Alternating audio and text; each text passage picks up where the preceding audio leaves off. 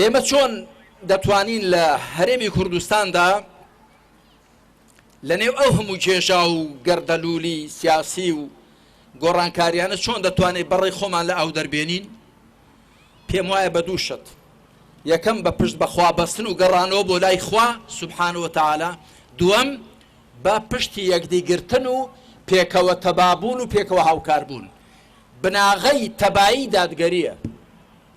لە هەر شوێنێک دادگەری هەبوو تەبایی دەبێت، کە دادگەری نەبوو نابێ بە تەمای تەبایی و برایەتی و هاوکاری بێ.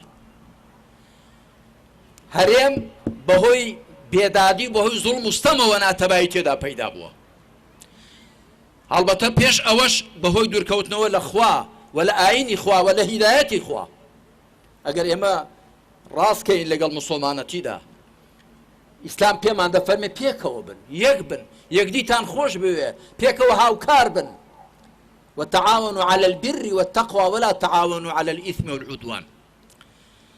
بۆیە ئێمە بەگەڕانەوە بۆ لای خوا و بۆ لای ئاین و بەرنامەی خوا و بۆ لای کتێبی خوا و ڕێبازی پێغەمبەری خوا عەلەیهی سەڵات وەسەلام بناغەی دادگەری دادەڕێژین و لەسەر ئەو بناغەی دادگەریەش تەبایی و هاوکاری و برایەتی و هەموو ئەو شتانی دیکە توانین بنیاد بنێین. بە ئومێدی ئەوەی کە ئەوە بکەین، بە ئومێدی ئەوە کە جورئەت بدەینە بەر خۆمان غەڵەتەکانی خۆمان ببینین. وەکو زۆر جار گوتومە، هەنگاوی یەکەم ئەوەیە کە خۆمان لە چ دۆخێک داین، ئەو دۆخی خۆمان ئاوا ببینین،